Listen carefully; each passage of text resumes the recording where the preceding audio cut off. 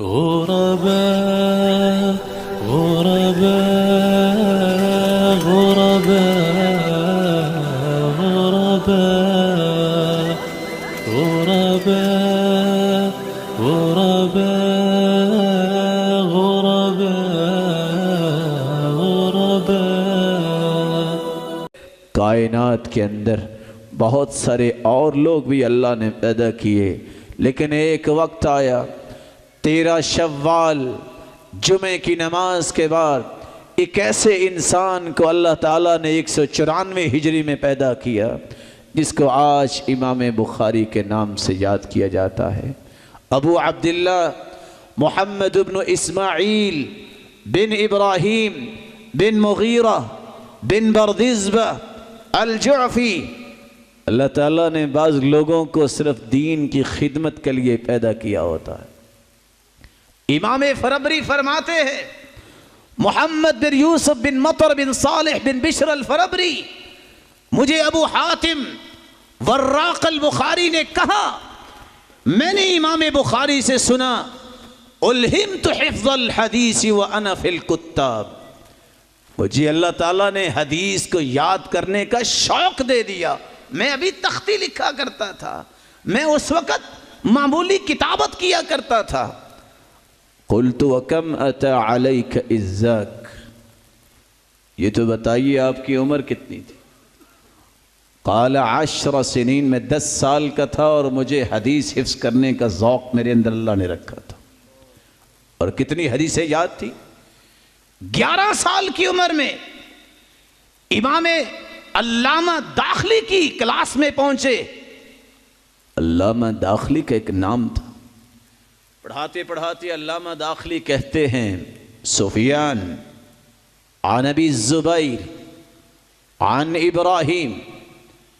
11 سالہ یہ بچہ کہتا ہے، شیخ محترم اگر آپ محسوس نہ فرمائیں، ان ابا الزبیر لم یروی عن ابراہیم، ابو الزبیر ابراہیم سے بیان نہیں کرتا۔ کہا کیا کہہ رہے ہو؟ کہا اگر آپ مناسب سمجھیں تو اصل کتاب کی طرف رجوع فرما لیجئے۔ علامہ داخلی اپنے سبق اپنی نشست سے اٹھے، گھر گئے، کتاب پہ دیکھا، آ کے کہتے ہیں کیف ہوا یا غلام، بچے تم بتاؤ کیسے ہے؟ کہا سفیان عن ابی الزبیر هو ابن عدی عن ابراہیم، سند میں یہ لفظ جو آپ کی طرف سے مس ہو گئے، ان ابا الزبیر لم یروی عن ابراہیم۔ اس وقت اس 11 سالہ بچے کو علامہ داخلی نے کہا تھا، کسر اللہ من امثالک، بیٹے تیرے جیسے اللہ اور پیدا کرے، جو تو نے کہا ہے وہ صحیح ہے۔ علامہ بیکندی رحمت اللہ علیہ فرماتے ہیں، یہ کون ہیں؟ امام بخاری کے استاد۔ کلما دخل علی محمد بن اسماعیل تحیرت ولا ازال خائفا منہ، یعنی یخشى ان یخطئ بحضرته۔ استاد کہہ رہے جب میری کلاس میں امام بخاری آ جایا کرتے تو میں خوف میں ہی رہتا کہ مجھ سے کوئی غلطی نہ ہو جائے، اس نے پکڑ لینی ہے۔ 16 سال کی عمر میں جب یہ بچہ پہنچتا ہے تو امام بخاری کہتے ہیں، حفظت کتب ابن المبارک ووکیع وعرفت کلام هؤلاء، یعنی اصحاب الرأی۔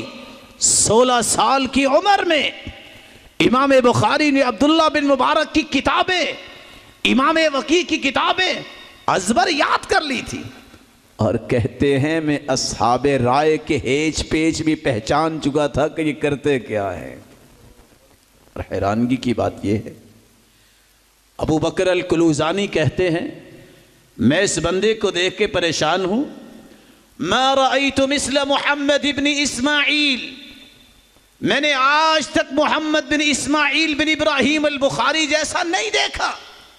كان يأخذ الكتاب من العلم فيطلع عليه اطلاعة واحدة فيحفظ عامة أطراف الحديث من مرة واحدة، یہ ایک مرتبہ کتاب کو کھول کے دیکھتے ہیں اور ایک مرتبہ یہ دیکھ کے جو کچھ دیکھتے ہیں یاد کر لیتے ہیں۔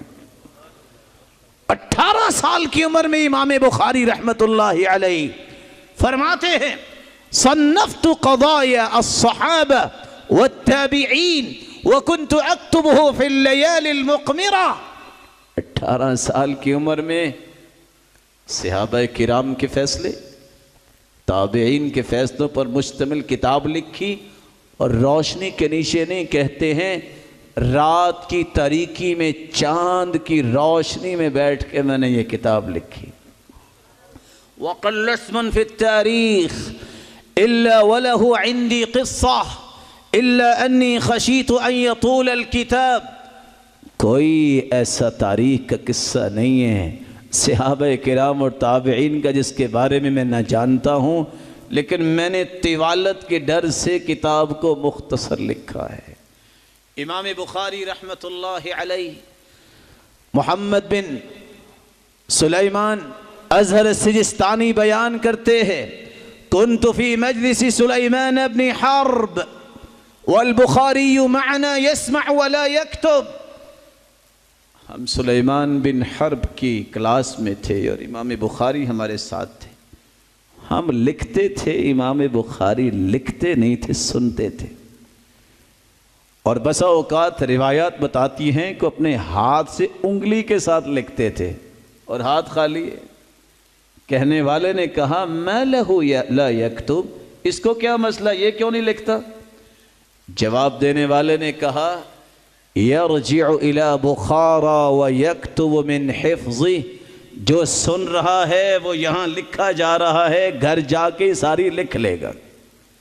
ماننے والے نے مانا بھی اور کسی نے نہیں بھی مانا۔ کہا یہ کیسے ہو سکتا ہے؟ تو امام بخاری نے کہا اچھا ایسا کرو، کتنی حدیثیں ابھی تک پڑھی ہیں؟ 15,000 حدیثیں جو لکھنے والوں نے لکھی، امام بخاری نے اسی طرح سنائی جس طرح لکھنے والوں نے لکھی۔ بغداد میں 8 مرتبہ امام بخاری گئے ہیں اور فقہا کا یہ طریقہ رہا ہے، وہ امتحان لیا کرتے تھے۔ امام بخاری جب گئے ہیں قالین بچھائے جا رہے ہیں اور یہ چھوٹا سا بچہ آ رہا ہے، لوگ کہتے ہیں یہ ہے امام بخاری۔ 10 لوگوں کو تیار کیا، 10 حدیثیں دیں، اور حدیثیں بھی کیسے دیں؟ سند اور متن اور۔ مثال کے طور پہ سند ہے سیدنا انس کی، متن ہے سیدنا ابو ہریرہ نے جو بیان کیا، سند اس کی اٹھائی، متن اس کا لگا دیا اور گڈ مڈ کر دی۔ جب امام بخاری بیٹھ گئے، 10 لوگوں نے امتحان لینا تھا، ایک کھڑا ہوا، اس نے ایک حدیث پڑھی، کہتے ہیں لا اعرف، مجھے نہیں پتا۔ دوسری پڑھی، کہتے ہیں لا اعرف، مجھے نہیں پتا۔ 10 کی 10 سنا دیے اور بچہ جواب دے رہے ہیں مجھے نہیں پتا۔ لوگ کہتے ہیں یہ امام بخاری، لیکن بعض کہتے ہیں الرجل فہم، بچہ لگتا ہے سمجھ گیا ہے۔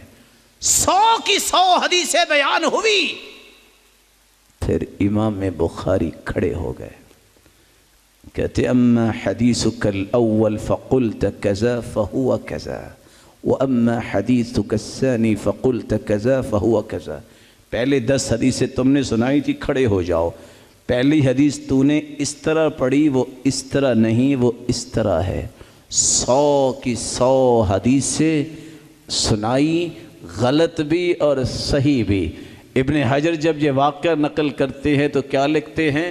ما العجب من رده الخطأ الى الصواب فإنه كان حافظا۔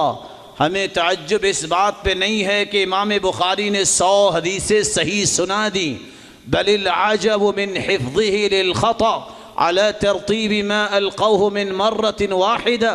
ہمیں تعجب تو یہ ہو رہا ہے صحیح حدیثیں تو ان کو یاد تھی، وہ تو سنانی ہی سنانی تھی، ایک مرتبہ غلط حدیثیں سن کے ایک مرتبہ 100 کی 100 وہ بھی یاد کر گئے۔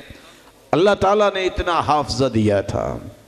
امام بخاری رحمت اللہ علیہ جس کے بارے میں خود وہ فرماتے ہیں کتبت عن 1080 نفسا لیس فیہم الا صاحب حدیث ولم اکتب الا عمن قال الایمان قول وعمل. لوگوں میں نے 1080 اساتذہ سے علم حاصل کیا ہے. سچ سچ بتائیے گا آپ نے 1000 علماء کو دیکھا ہے؟ امام بخاری نے 1080 اساتذہ سے پڑھا ہے، اور کوئی ایسا استاد نہیں تھا جو محدث نہ ہو، اور کوئی ایسا استاد نہیں تھا جس کے عقیدے میں خلل ہو. اس کا عقیدہ کیا تھا؟ الایمان قول وعمل. ایمان اصل میں صرف دعوے کا نام نہیں ہے، جب تک عمل نہیں ہوگا ایمان مکمل نہیں ہوگا. احمد ابن حنبل جیسے اساتذہ، علی بن مدینی جیسے استاد، اسحاق ابن راہویہ جیسے استاد، مکی بن ابراہیم جیسے استاد، آدم بن ابی ایاس جیسے استاد. آج تعلیم کے میدان میں لوگ باتیں کرتے ہیں اس مدرسے کا کھانا اچھا نہیں ہے، اس مدرسے کا معاملہ اچھا نہیں ہے. 13 دن بصرہ میں آدم بن ابی ایاس کے پاس امام بخاری پڑھنے گئے. 13 دن میں ایک مرتبہ بھی کھانا نہیں کھایا، پتے کھا کے گزارا کیا. آج بخاری پڑھنے کے بعد میں اور آپ کہتے ہیں نہیں، یہاں کام نہیں ہو سکتا، ان کا تو کھانا اچھا نہیں ہے. اس شخص کے منہج کو تو پڑھو ذرا. امام شافعی کہا کرتے تھے احتجنا الی البصلہ فلم نجدها. لوگوں کچا پیاز بھی ڈھونڈتے تھے، بس اوقات وہ بھی نہیں ملتا تھا. امام دارمی کی بات تو پڑھتے ہیں ہم. کسی نے پوچھا اتنے بڑے عالم کیسے ہو گیا، انگلیوں پہ وراثت کے مسائل حل کر دیتے ہو اور زبانی؟ مسکرا کے کہتے ہیں کنت انام علی البواری 30 سنہ. 30 سال ہو گئے، ایک دن بھی چارپائی پہ نہیں سویا، بوریوں پہ سوتا رہا ہوں. تو اللہ نے یہ کمال تو پھر اللہ نے دیا ہے نا. آج یاد تو آتا ہے اخفش کا نام کے لغت کا ایک بہت بڑا پلر ہے، اور اخفش لکھتا ہے کہ کتنے دن گزر جاتے کھانا نہ ملتا، میں کچے شلغم کھا کے سو جاتا اور پڑھائی نہیں چھوڑی. بات میں یہ کر رہا تھا امام بخاری کی اساتذہ کرام. امام بخاری رحمت اللہ علیہ اساتذہ اور ساتھیوں کی نظر میں تھے کیسے؟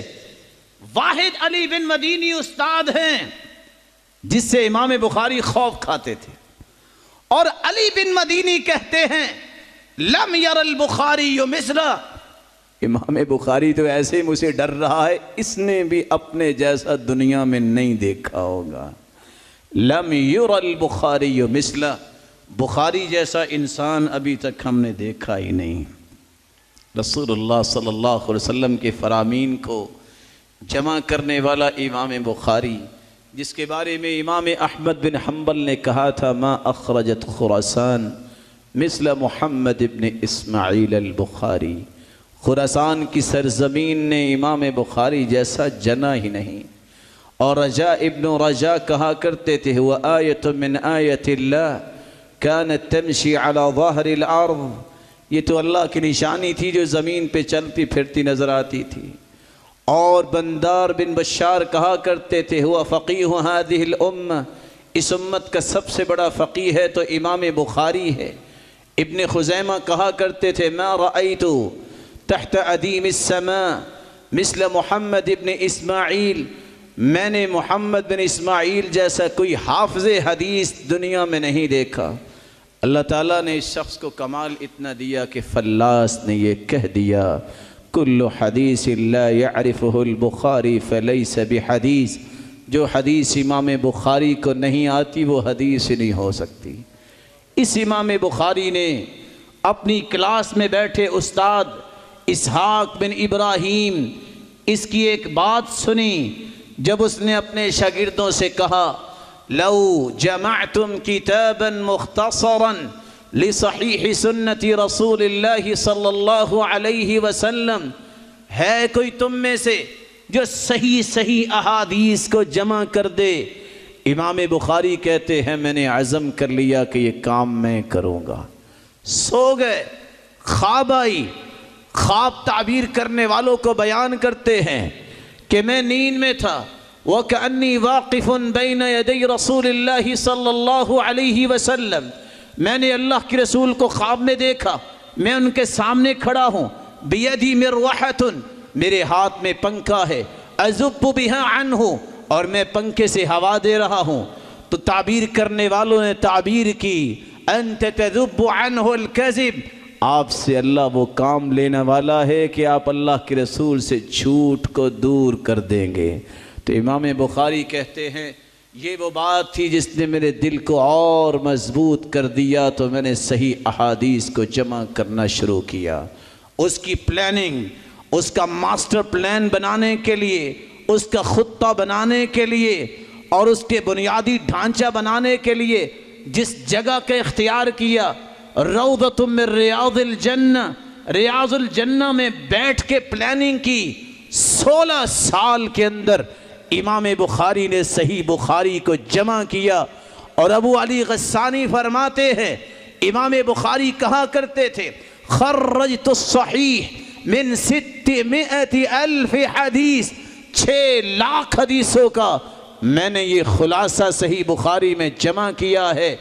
اور عمر بن محمد البجیری بیان کرتے ہیں کہ امام بخاری کہا کرتے تھے لوگو میں نے صحیح بخاری میں اس وقت تک حدیث نہیں لکھی جب تک 4 کام نہیں کر لیے۔ الا اغتسلت فیہ رکعتین، میں سب سے پہلے الا اغتسلت وصلیت فیہ رکعتین واستخرت اللہ سبحانہ وتعالی حتی تیقنت صحتہ، میں کوئی بھی حدیث لکھتا تو پہلے غسل کرتا، غسل کرنے کے بعد 2 رکعتیں پڑھتا، 2 رکعتیں پڑھنے کے بعد استخارہ کرتا، پھر اللہ رب العزت مجھے اس حدیث کے صحیح ہونے کا یقین کرواتے، فجعلتہ ما بینی و بین اللہ، میں نے اپنے اور رب کے درمیان اس کو حجت بنایا۔ تعجب کی بات ہے 7297 حدیثیں مکرر اور مرفوع صحیح بخاری میں ہیں۔ کتنی رکعتیں پڑھی امام بخاری نے، کتنے استخارے کیے؟ اگر میں ادب کے خلاف نہ بول جاؤں تو آج کتنے لوگوں کو استخارے کی دعا یاد ہے، کتنی مرتبہ اللہ کے ساتھ تعلق جوڑا۔ 7297 حدیثیں، 160 کتابیں مکرر اور بغیر تکرار کے 97 کتابیں، 3450 ابواب اور 1080 اساتذہ میں سے صرف 299 اساتذہ سے صحیح بخاری میں روایات نقل کی۔ 16 سال میں امام بخاری رحمت اللہ علیہ نے صحیح بخاری کو مکمل کیا۔ اور امام بخاری نے جب یہ کتاب مکمل کی تو کیا ہی خوب کہا ہے امام سبکی نے، اما کتابہ الجامع فاجل کتب الاسلام بعد کتاب اللہ العزیز، امام بخاری کی کتاب کائنات میں سب سے جلیل القدر کتاب ہے۔ اور امام نووی کا قول تو ساری دنیا میں آج معروف ہے، اصح الکتب بعد کتاب اللہ العزیز، قرآن مجید کے بعد اگر کوئی صحیح ترین کتاب ہے تو وہ صحیح بخاری کی کتاب ہے۔ اللہ تعالیٰ نے اس شخص کو اتنی برکت دی، 90,000 لوگوں نے امام بخاری سے ڈائریکٹ یہ کتاب پڑھی ہے۔ امام بخاری رحمت اللہ علیہ نے شاگرد کیسے چھوڑے؟ امام مسلم جیسے، امام ترمذی جیسے، ابن خزیمہ جیسے۔ اور امام بخاری رحمت اللہ علیہ کے شاگردوں کو دیکھی، آج اتنا حدیث کا علم ہے، ان کے لیے صدقہ جاریہ ہے۔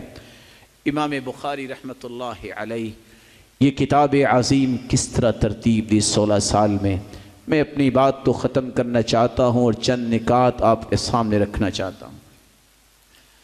امام بخاری اپنی کتاب کا آخری باب باندھ رہے ہیں، باب قول اللہ تعالی ونضع الموازین القسط لیوم القیامہ۔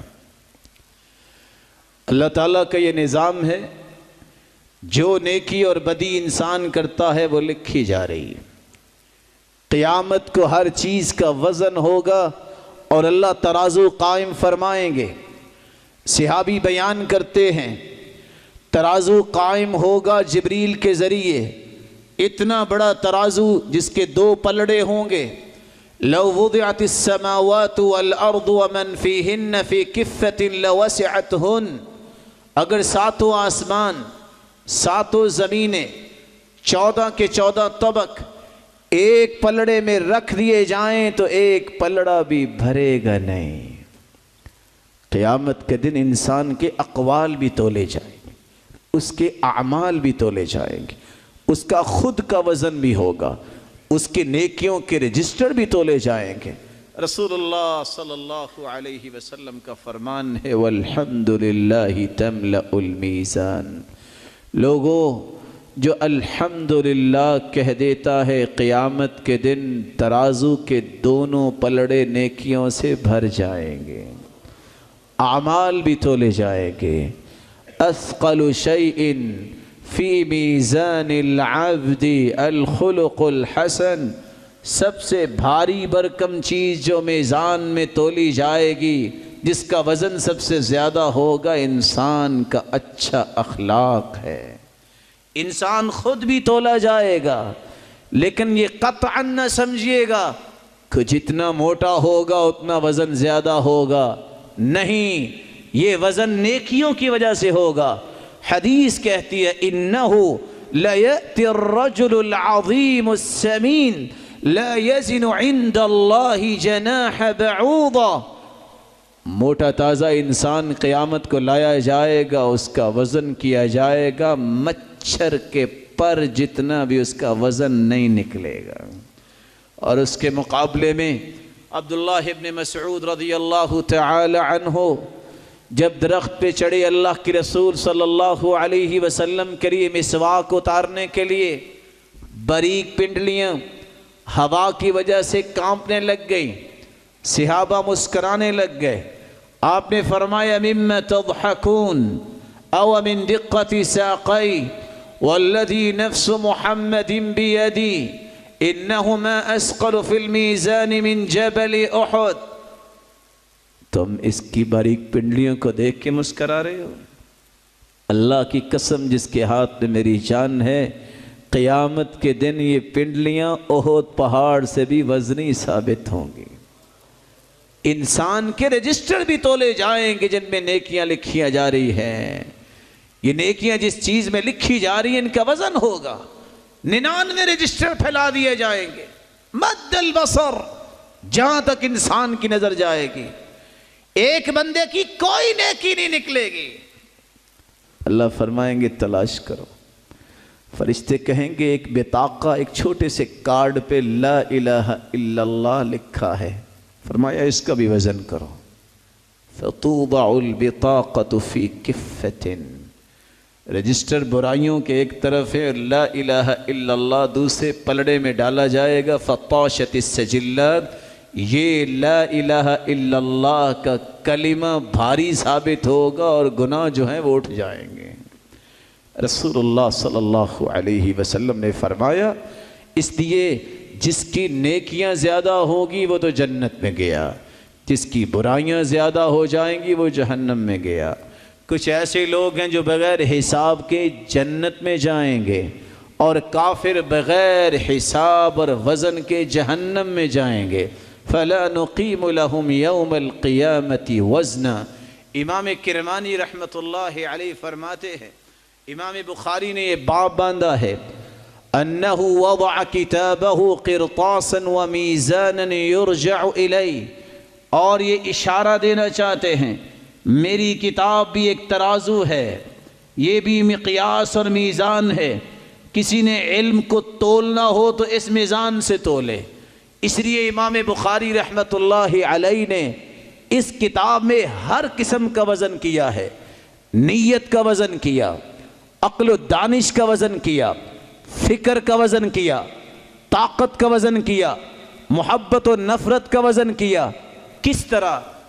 امام بخاری رحمۃ اللہ علیہ نے کتاب جب لکھی تو پہلی حدیث انما الاعمال بالنیات لے کر آئے، یہ بتانے کے لیے نیت اگر خالص ہے تو اس پڑھائی کا، اس پڑھانے کا فائدہ ہے، وگرنہ کوئی فائدہ۔ اور حدیث کے الفاظ ہیں انما الاعمال كالوعاء اذا طاب اسفله طاب اعلاه واذا فسد اسفله فسد اعلاه۔ برتن کا نچلا حصہ پیندہ جو ہے اگر صاف ستھرا ہو، پانی بھر کے دیکھیں پانی بھی صاف ہوگا۔ اگر برتن اندر سے ٹھیک نہیں ہے، اس میں بہت ساری چیزیں ہیں، اس میں پانی ڈالو گے وہ پانی بھی صاف نہیں ہوگا۔ امام بخاری نے اپنی کتاب کا آغاز انما الاعمال بالنیات سے کیا۔ پھر امام بخاری نے پہلا باب باندھا، کتاب باندھی ہے کتاب بدء الوحی۔ کس لیے؟ کیونکہ اللہ نے حکم یہ دیا ہے اتبع ما یوحى الیک، میرے پیغمبر جو وحی تیری طرف آتی ہے اس کی اتباع کرو۔ اتلو ما اوحی الیک، تم پڑھنی ہے تو اللہ کی وحی کی تلاوت کرو۔ اور بلغ ما انزل الیک من ربک، تم نے دنیا کے اندر پیغام پہنچانا ہے تو اس چیز کا جو اللہ نے نازل کی ہے۔ تو سب سے پہلی کتاب امام بخاری نے کتاب بدء الوحی کا شروع کیا۔ آخری باب امام بخاری نے کتاب التوحید کے اندر لائے ہیں، ثابت کرنے کے لیے توحید کا جو مشترک مسئلہ ہے، تمام انبیاء کا مشترک مسئلہ وہ توحید ہے، اس کے بغیر نجات نہیں ہوگی، کچھ بھی انسان عمل کر لے۔ پھر امام بخاری رحمت اللہ علیہ نے عقل و دانش کا بھی وزن کیا ہے۔ وہی مکہ میں شروع ہوئی، مدینہ میں ختم ہوئی۔ امام بخاری پہلی حدیث لائے حدثنا الحمیدی عبداللہ ابن الزبیر، اپنے اس استاد سے جو مکہ کے رہنے والے ہیں۔ آخری حدیث لے کے آئے ہیں احمد ابن اشکاب سے جو مدینہ میں رہنے والے ہیں، 217 میں جس کے ساتھ آخری ملاقات ہوئی ہے۔ امام بخاری رحمت اللہ علیہ نے پہلا باب جو ہے باب بدء الوحی لے کے آئے ہیں، اور آخری باب باب قول اللہ تعالی ونضع الموازین القسط لیوم القیامہ لے کے آئے ہیں کہ وحی کی اتباع کوئی کرتا ہے کہ نہیں کرتا، اپنی منمانی سے وحی کو سمجھتا ہے کہ اصولوں کے مطابق سمجھتا ہے، یہ قیامت کو وزن ہوگا تو پتہ چلے گا، اس سے پہلے کوئی نہیں بتا سکتا۔ امام بخاری رحمت اللہ علیہ نے فکر کا بھی وزن کیا ہے۔ آج کتاب التوحید امام بخاری کی پڑھنے والے جانتے ہیں 5 فکر معاشرے میں موجود ہیں۔ کچھ لوگ کہتے ہیں اللہ ہے ہی نہیں، وما یہلکنا الا الدہر، دہریوں کا عقیدہ ہے۔ کچھ لوگ کہتے ہیں اللہ ہے لیکن انسان کے اندر ہے، اس لیے تو آدم کو سجدہ کروایا۔ اور یہی وہ موقف ہے جس موقف کو لوگوں نے اختیار کیا، اور اسی بات کو جس کو لوگ مولانا روم کہتے ہیں، مثنوی رومی میں یہی کچھ بیان ہوا ہے۔ تیسرا عقیدہ دنیا میں یہ ہے کہ اللہ تو ہے لیکن اصل میں محمد الرسول اللہ صلی اللہ علیہ وسلم کی شکل میں وہ مدینے میں اتر آئے تھے، جس طرح کہ دیوان فرید میں فرید نقل کرتا ہے۔ چوتھا عقیدہ دنیا میں موجود ہے کہ اللہ تو ہے لیکن انسان کی شکل میں ہے، اس لیے لوگ کہتے ہیں کسی کا دل نہ توڑا کریں، دل میں اللہ رہتا ہے۔ اور یہی وہ بات شمائل امدادیہ میں بیان کرنے والے مہاجر مکی ہیں۔ ویسے ہم تو مہاجر مکی نہیں کہتے، مفرور مکی کہتے ہیں کہ مکے والے سے، دین سے جو بھاگا ہو وہ ایسی باتیں کر سکتا ہے۔ 5واں عقیدہ دنیا میں موجود ہے، جو چیز تمہیں نظر آتی ہے وہ اللہ ہی ہے۔ یہ ابن عربی کا عقیدہ تھا، اور آپ یہ شعر سن کے حیران ہوں گے وَمَا الْكَلْبُ وَالْخِنْزِيرُ إِلَّا إِلَٰهُنَا وَالْعِيَاذُ بِاللَّهِ، جو کہا کرتا تھا کہ کتا اور خنزیر بھی ہمارا رب ہے، کیونکہ اس میں بھی اللہ کی جو ہے وہ روشنائی نظر آتی ہے۔ امام بخاری رحمت اللہ علیہ نے وزن کیا ہے، یہ سارے افکار باطل ہیں، اللہ ہے لیکن کہاں ہے؟ عرش پر ہے، کیفیت کیا ہے اس کے بارے میں قرآن و حدیث نے بیان نہیں کیا۔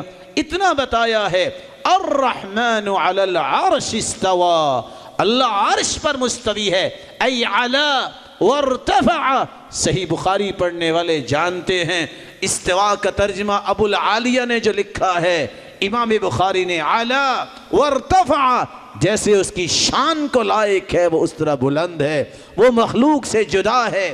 صفات کے بارے میں امام بخاری نے فکر کو وزن دیا ہے۔ کچھ لوگ کہتے ہیں اللہ کی صفات نہیں ہے، جیسے معطلہ کہتے تھے کہ اللہ کی صفت مانیں گے تو یہ تو مخلوق کے مشابہ ہو جائیں گے، انہوں نے صفتوں کا انکار ہی کر دیا۔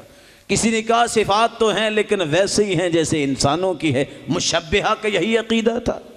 کسی نے کہا نہیں صفات تو ہیں لیکن مرضی کی تعویل کریں گے، معولہ بن گئے۔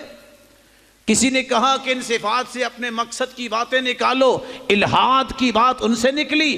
امام بخاری نے کہا یہ سارے نظریات غلط ہیں، اللہ کی صفات کامل ہیں لیکن ہیں اس طرح جس طرح اس کی شان کو لائق ہے۔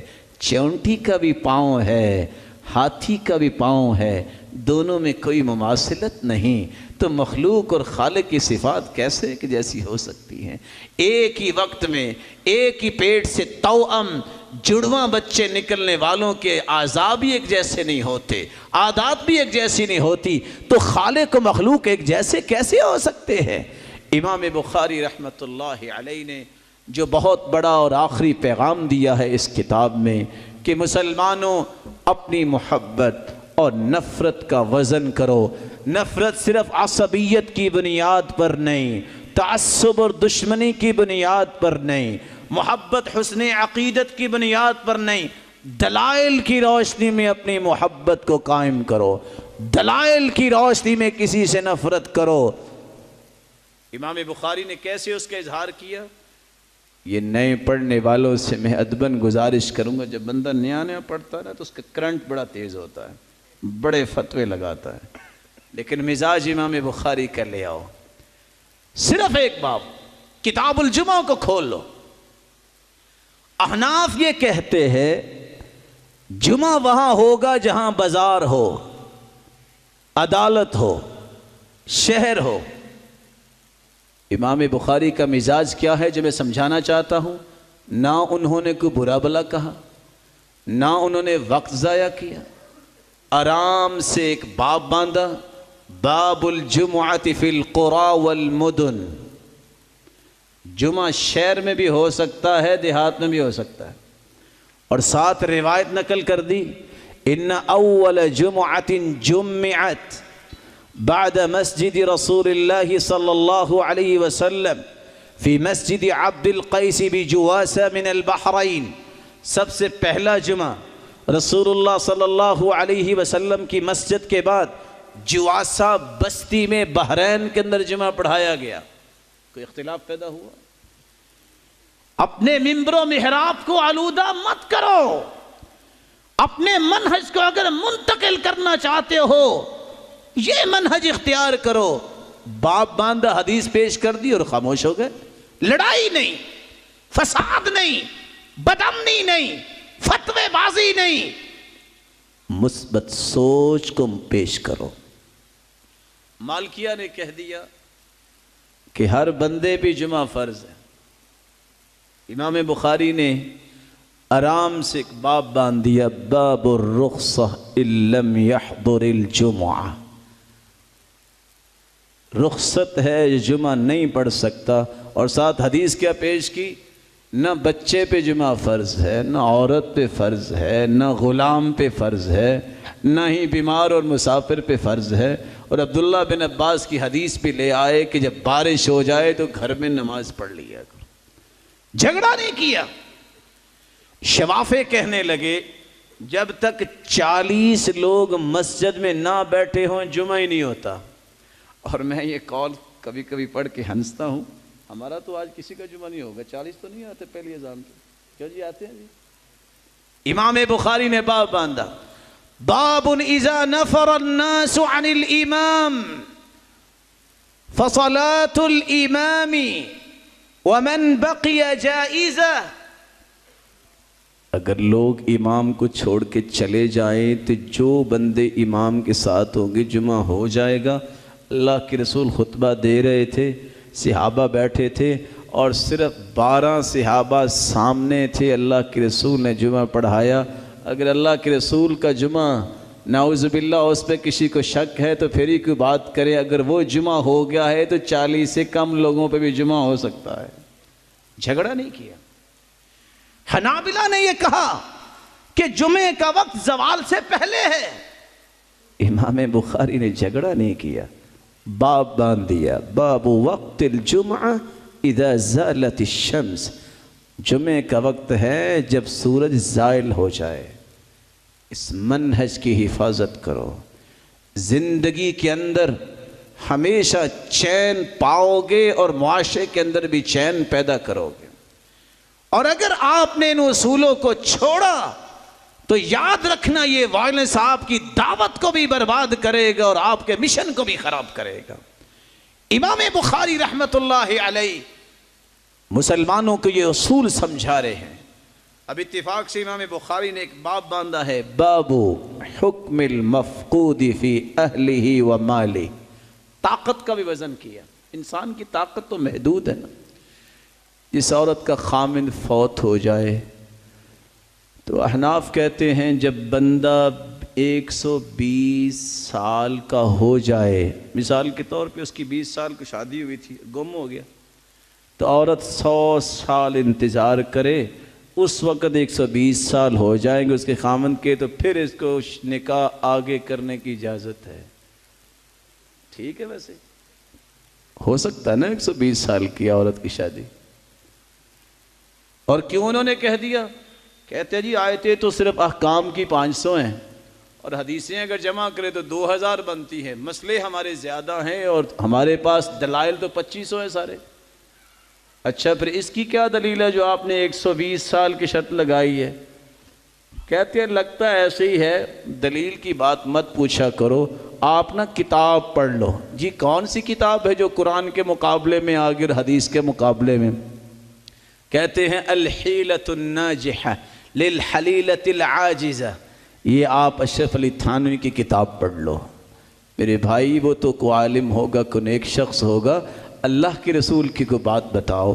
کہتے ہیں چلو ہم مالکیہ کا دروازہ کھٹکھٹاتے ہیں، ان سے پوچھا ہاں جی کیا کرنا چاہیے؟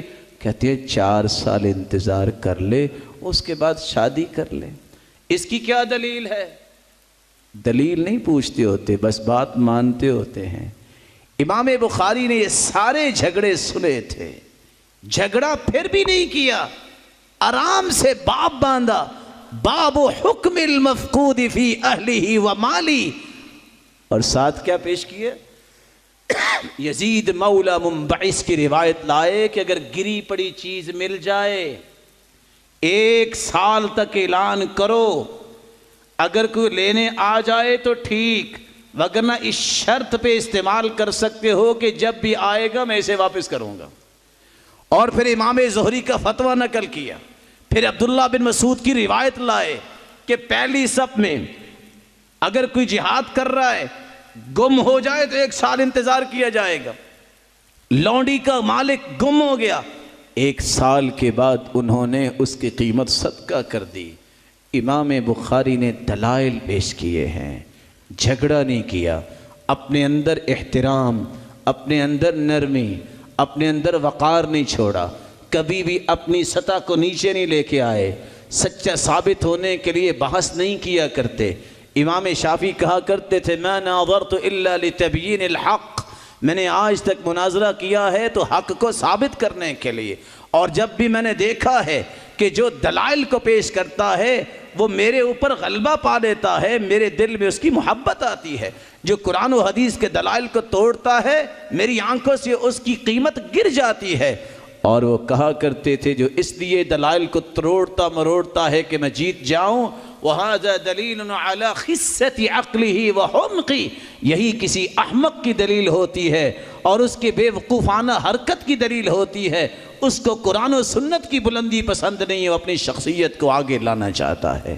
اس لیے میرے معزز اور میرے محترم بھائیوں، امام بخاری رحمۃ اللہ علیہ اس لیے باب باندھ رہے ہیں، باب قول اللہ تعالی وَنَضَعُ الْمَوَازِينَ الْقِسْطَ لِيَوْمِ الْقِيَامَةِ وَأَنَّ أَعْمَالَ بَنِي آدَمَ وَقَوْلَهُمْ يُوزَنْ، انسانوں کے اعمال اور اقوال بھی تولے جائیں گے۔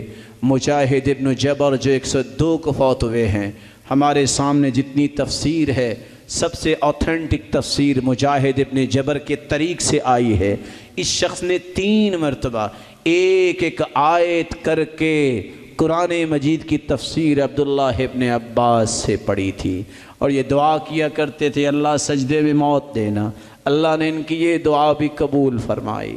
مجاہد ابن جبر فرماتے ہیں القسطاس العدل بالرومیہ، لفظ قسطاس یہ رومی زبان میں عدل کے معنی میں ہے۔ وَيُقَالُ الْقِسْطُ مَصْدَرُ الْمُقْسِط، اور یہ بھی کہا گیا ہے کہ قسط یہ مقسط سے مصدر ہے، اور اس کا معنی ہے عادل، عدل کرنے والا۔ وَأَمَّا الْقَاسِطُ فَهُوَ الْجَائِرُ، اور اگر قاسط کا اسم فاعل جو ہے اس وزن پہ آئے تو اس کا مطلب ہے ظلم کرنے والا۔ اور امام بخاری آخری روایت بیان کرتے ہیں، مجھے احمد بن اشکاب نے بیان کیا، انہوں نے محمد بن فضیل سے سنا، انہوں نے عمارہ بن قعقاع سے سنا، اور انہوں نے ابی زرعہ سے سنا، اور انہوں نے ابی ہریرہ رضی اللہ تعالی عنہ سے سنا، اور وہ کہتے ہیں رسول اللہ صلی اللہ علیہ وسلم نے فرمایا کلمتان حبیبتان الی الرحمن خفیفتان الی اللسان ثقیلتان فی المیزان سبحان اللہ وبحمدہ سبحان اللہ العظیم۔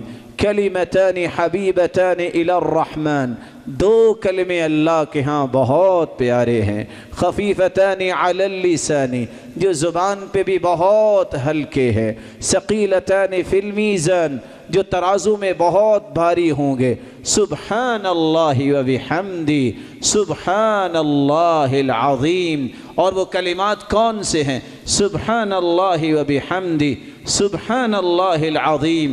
رسول اللہ صلی اللہ علیہ وسلم نے فرمایا من قال سبحان اللہ وبحمدہ فی اليوم 100 مرہ غفرت له ذنوبه وإن كانت مثل زبد البحر، جو 100 مرتبہ دن میں پڑھ لیتا ہے سبحان اللہ وبحمدہ، اگر سمندر کی جھاگ جتنے بھی گناہ ہوں تو اللہ اس کے گناہوں کو معاف کر دیتے ہیں۔ رسول اللہ صلی اللہ علیہ وسلم نے فرمایا لَأَنْ أَقُولَ سُبْحَانَ اللَّهِ وَبِحَمْدِهِ وَلَا إِلَهَ إِلَّا اللَّهُ وَاللَّهُ أَكْبَرُ أَحَبُّ إِلَيَّ مِمَّا طَلَعَتْ عَلَيْهِ الشَّمْسُ، اگر میں اپنی زبان سے صرف اتنا کہہ دوں سبحان اللہ وبحمدہ ولا الہ الا اللہ واللہ اکبر، تو پوری دنیا اگر مل جائے تو اس پوری دنیا سے پیارے یہ کلمات ہیں جو میری زبان پہ آ جائیں۔ اللہ کی رسول سے سوال کیا گیا کہ سب سے افضل کلمات کون سے ہیں؟ رسول اللہ صلی اللہ علیہ وسلم نے فرمایا مصطفى اللہ لملائکتہ ولعبادہ، اللہ تعالیٰ نے فرشتوں کے لیے اور بندوں کے لیے اس سے پیارا کلمہ نہیں چنا جتنا یہ کلمہ ہے سبحان اللہ وبحمدہ ولا الہ الا اللہ واللہ اکبر۔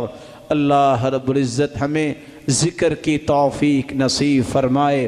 سیدنا ابو ہریرہ رضی اللہ تعالی عنہ جس کا نام اس حدیث میں آیا ہے، کسی نے سوال کیا تھا ابو ہریرہ تمہیں سب سے زیادہ حدیثیں یاد کیوں ہو گئی؟ ہمیں بھی راز بتا دو۔ آج یہ راز مجھے اور آپ کو بھی جاننا چاہیے۔ انہوں نے 4 جواب دیے تھے جو میرے اور آپ کے لیے اس مجلس کا پیغام بن سکتے ہیں۔ وہ کہا کرتے تھے سب سے پہلی بات یہ اللہ کی رحمت کے بعد اللہ کے رسول میرے استاد کی دعا ہے۔ اللہ کے رسول نے دعا دی تھی سیدنا ابو ہریرہ رضی اللہ تعالی عنہ کو، بلکہ حدیث یہ بتاتی ہے اللہ کے رسول نے فرمایا کہ ابو ہریرہ دعا تم کرو آمین میں کہتا ہوں۔ تو مرضی کی دعا ابو ہریرہ نے کی اور اللہ کے رسول نے آمین کہی۔ دوسری بات وہ کہا کرتے تھے انی لأجزی اللیل 3 اجزاء، सुलुस अनाम व सुलुस अक़ूम व सुलुस अतज़क्करु अहादीस रसूलिल्लाहि सल्लल्लाहु अलैहि वसल्लम। मैं रात को 3 हिस्सों में तकसीम करता हूँ। पहला हिस्सा सो जाता हूँ, दूसरा हिस्सा तहज्जुद पढ़ता हूँ और तीसरे हिस्से में बैठ के अल्लाह के रसूल की हदीसों को याद करता हूँ।